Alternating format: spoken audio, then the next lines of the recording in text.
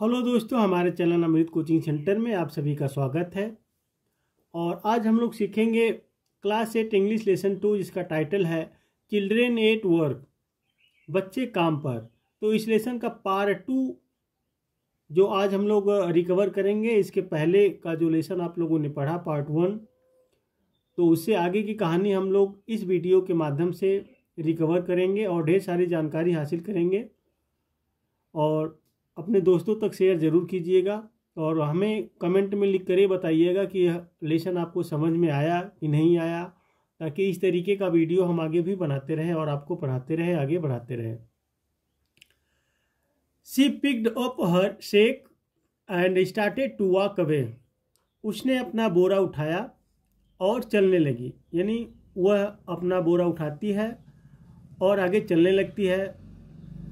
Velu stayed on the bench. Velu bench पर ही बैठा रहा। What should he do. उसे क्या करना चाहिए। Should he follow this girl. क्या उसे इस लड़की का पीछा करना चाहिए। Where was she going to take him. वह उसे कहाँ ले जाने वाली थी। अब वेलू जो है वहीं पर बैठा रहता है, तो वह सोचता है कि क्या मुझे उस लड़की के साथ जाना चाहिए, उसका पीछा करना चाहिए। उसे भी नहीं समझ में आया कि वह उसे कहाँ ले जाने वाली थी। She was disappearing into the crowd. वह भीड़ में गायब हो रही थी। जैसे डिसअपियर का मतलब होता है गायब होना, क्योंकि वहाँ पे बहुत भीड़ थी, तो वह धीरे धीरे लोगों के बीच में घुसने लगी, जाने लगी, तो वहाँ भीड़ में गायब होने लगी। So he had to make up his mind quickly.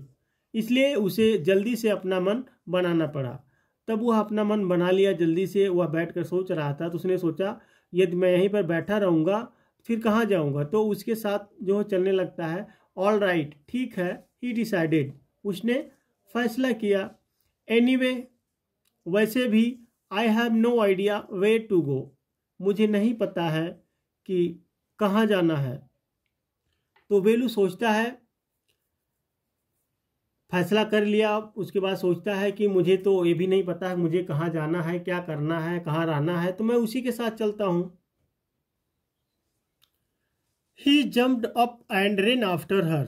वह उछलकर उसके पीछे भागने लगा। अब वह भीड़ में गायब हो रही थी, उसके पीछे पीछे वो भी भागने लगा। She wasn't even looking back to see where he was. वह पीछे मुड़कर भी नहीं देख रही थी कि वह कहाँ है, क्योंकि उसके पहले दोनों एक साथ रहते हैं, बातें करते हैं, लेकिन वह गायब हो गई, वह जाने लगी, तो वह भी नहीं देख रही थी कि उसके पीछे वह आ रहा है कि नहीं आ रहा, वह कहाँ है। वेलू फॉलो सीज फ्रेंड। वेलू अपने दोस्त का पीछा करते हुए, यानी उस लड़की का पीछा करते हुए, through the crowded streets to a big building. भीड़ भरी सड़कों से होते हुए एक बड़ी इमारत में पहुंचता है। तो वेलू जो रहता है वह भीड़ से गुजरता हुआ उसके पीछे पीछे दौड़ते हुए एक बड़ी सी इमारत के पास पहुंच जाता है। बिहाइंड द बिल्डिंग, इमारत के पीछे, there is a big garbage bin. एक बड़ा कूड़ादान है। उस बिल्डिंग के पीछे बहुत बड़ा एक कूड़ादान, जहाँ ढेर सारा कूड़ा है। Velu wonders why they are there at all. Velu को आश्चर्य होता है कि वे वहाँ क्यों हैं। यानी जो बिल्डिंग के पीछे एक बहुत ही बड़ा कूड़ादान था, तो वह वहाँ पर जाती है। लड़की भी वहाँ पर भागते हुए जाती है उस कूड़ेदान के पास, क्योंकि वह लड़की जो है एक बोरा लिए रहती है और वह कूड़ा बीनती है, गिलास, बोतल, ये सब बीनती रहती है। He caught up with the girl as she was leaving the station. वह उस लड़की स्टेशन से निकल रही थी, तो उसने उसे पकड़ लिया, यानी उसका पीछा कर लिया, उसके साथ पास पहुंच गया। When they go to the road, जब वे सड़क पर पहुंचे, यानी जब वो सड़क पर पहुंचते हैं दोनों, Velu found that the vehicles kept coming. तो वेलू ने पाया कि गाड़ियां आती रही, यानी जब वे लोग सड़क पर पहुंचते हैं तो गाड़ियां चलती रहती है, कोई रुकती नहीं है। And never stopped for anyone, और किसी के लिए नहीं रुक रही। गाड़ियाँ केवल चली जा रही हैं, वो रुक नहीं रही हैं, किसी के लिए नहीं रुक रही हैं। जैसे हम लोग रोड पार करते हैं, देखते हैं गाड़ियाँ आ रही हैं लेकिन रुक रही नहीं है। Smoke and dust flu at him from all sides. चारों तरफ से धुआं और धूल उड़ रही थी। मैकिंग हिज हेड स्पिन, जिससे उसका सिर घूम रहा था। क्योंकि वह गांव से भाग कर गया था। तो गांव में इतनी धूल मिट्टी, इतनी गाड़ियां नहीं थी और यहाँ पे पर्यावरण भी बहुत अच्छा था। गांव में आप लोग देखते हैं अभी भी पर्यावरण बहुत अच्छा होता है, शहर में तो बहुत ज़्यादा गाड़ियाँ होती हैं। They had to wait for a long time before they could find a gap to run through. भागने के लिए जगह ढूंढने से पहले उन्हें बहुत देर तक इंतजार करना पड़ा, यानी वे लोग को रोड क्रॉस करने में, रोड पार करने के लिए काफ़ी समय तक इंतजार करना पड़ा कि उन्हें थोड़ा सी जगह मिले ताकि वह सड़क को पार कर सके। वेलू केप्ट हेजिटेटिंग, वेलू हिचकिचाता रहा, यानी भेलू जो है वह डरता रहा, घबराता रहा। And the girl finally dragged him to the other side, और लड़की ने आखिरकार उसे दूसरी तरफ खींच लिया। यानी बेलू जो है घबरा रहा था, डर रहा था, लेकिन लड़की उसका हाथ पकड़कर दूसरी साइड में खींच ले जाती है। व्हाट डू यू थिंक, तुम्हें क्या लगता है, यू आर डूइंग, कि तुम क्या कर रहे हो, ग्रेजिंग काउस, गाय चरा रहे हो। वह फिर लड़के को, वेलू को डांटती है, बताती है कि तुम क्या कर रहे हो, यहाँ पर गाय चरा रहे हो। If you stand around in the middle of the road like that, अगर तुम इस तरह सड़क के बीच में खड़े रहोगे, यू विल बी चटनी, तो तुम्हें चटनी बना देंगे, यानी तुम चटनी बन जाओगे। अगर तुम सड़क पर खड़े रहोगे तो तुम्हें गाड़ियां जो हैं चटनी बना देगी।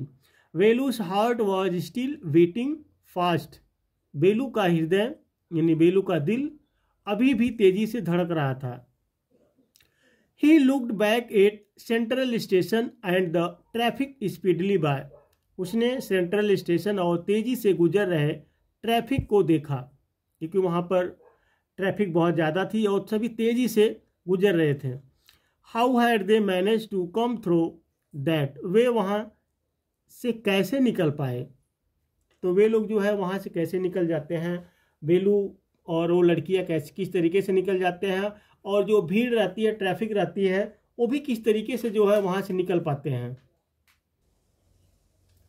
They walked along the side of the road under some huge signboard. वे सड़क के किनारे कुछ बड़े साइन बोर्ड के नीचे चले गए। Velu looked up at the pictures, Velu ने तस्वीरों की तरफ देखा। तो वेलू जो है वह तस्वीर देखता है। बनियान, cars, tyres, pens, a woman holding a box, बनियान कार के टायर, कलम, एक महिला एक बक्सा पकड़े हुए, यानी वहाँ पे एक महिला को देखता है, जो आप लोग देखते हैं कई फ्लाईओवर के नीचे या स्टेशनों के बाहर जो है कोई सामान बेचता है, तो इसी प्रकार से एक महिला जो है बेच रही थी। The writing was all in English, लिखावट पूरी तरह अंग्रेजी में थी। So he didn't know what it mean, इसलिए उसे नहीं पता था कि इसका मतलब क्या, इसका मतलब है, क्योंकि अंग्रेजी शायद उसको पढ़ने नहीं आती होगी, तो उसे समझ में नहीं आया कि यहाँ पे क्या लिखा हुआ है, जो बोर्ड पे लिखा हुआ था। The girl turned onto a wide bridge and walked up, लड़की एक चौड़े पुल पर मुड़ी और ऊपर चली गई। Velu stopped and peeped over the railing, लेकिन वेलू रुक गया और रेलिंग के ऊपर से झांका। तो वह लड़की जो है एक बड़े से पुल के ऊपर जो है मुड़कर चली जाती है, लेकिन वेलू जो है वहाँ की रेलिंग से जो है पास से वह झांकता रहता है। Under him the road rain into the city, उसके नीचे सड़क शहर में जाती थी, यानी उसके नीचे जो सड़क जाती थी वह शहर में जाती थी। In the distant he could see huge buildings and towers and more roads, दूर दूर तक उसे बड़ी बड़ी इमारतें और टावर और सड़कें दिखाई दे रही थी, क्योंकि वह बेलू जो था वह रेलिंग से देख रहा था, ऊपर से देख रहा था, तो उसे सब चीज़ें दिखाई दे रही थी। सी, देखो, that big building with the wall around it, दीवार के चारों ओर बनी उस बड़ी इमारत को देख रहे हो। If you are not careful, अगर तुम सावधान नहीं रहे, you will soon be counting bars there, तो तुम जल्दी ही वहाँ सलाखों की गिनती करते रह जाओगे। फिर वह लड़की उसे समझाती है, वहाँ से झांकता है, समझाती है कि देखो तुम अगर सावधान नहीं रहे तो तुम्हें जेल में बंद कर दिया जाएगा, तुम सलाखों के बीच में रहोगे। The girl grinned and pointed at a huge building, लड़की मुस्कुराई और एक बड़ी इमारत की ओर इशारा किया। तो लड़की मुस्कुराती है, फिर एक बड़ी सी बिल्डिंग की तरफ इशारा करती है। Velu squint and read the Tamil science central jail. Velu ने आंखें सिकोड़ कर तमिल साइंस सेंट्रल जेल पढ़ा। वाई, क्यों? I haven't done anything wrong, मैंने कुछ भी गलत नहीं किया है। तो वह बोलता है कि भाई मैंने तो कुछ गलत नहीं किया है, मुझे क्यों जेल जाना पड़ेगा? तो फिर लड़की कहती है you don't have to do anything, तुम्हें कुछ भी करने की ज़रूरत नहीं है। Just don't get caught, that's all, बस पकड़े मत जाना, बस इतना ही।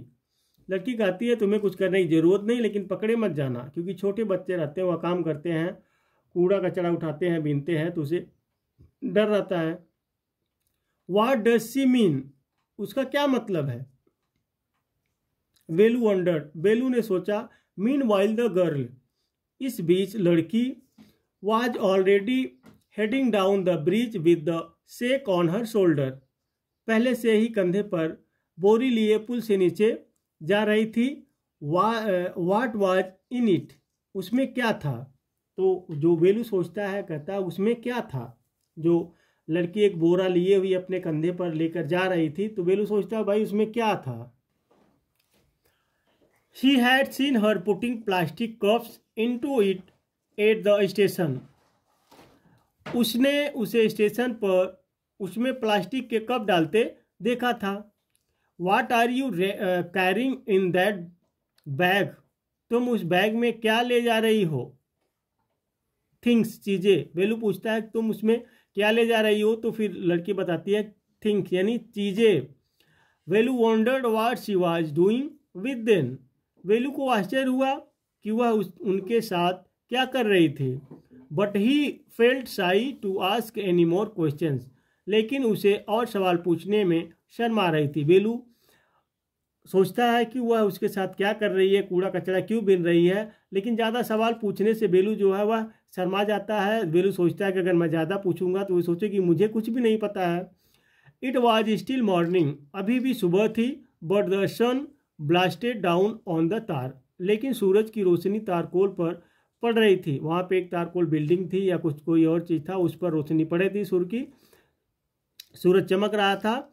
एंड वेलूस वेयर फीट बर्नेड, और वेलू के नंगे पैर जल रहे थे, क्योंकि धूप हो जाती है। अभी आजकल का मौसम आप लोग देखेंगे तो काफ़ी धूप हो जाती है, तो पक्की जो सड़क रहती है, रोड रहते हैं, वो गर्म हो जाता है, तो उस पर नंगे पाँव चलना बहुत ही मुश्किल होता है। तो वेलू जो है वह गांव से भाग के गया था, उसके पास कुछ भी नहीं था, ना तो जूते थे ना तो चप्पल थे, तो उसका पाँव जल रहा था।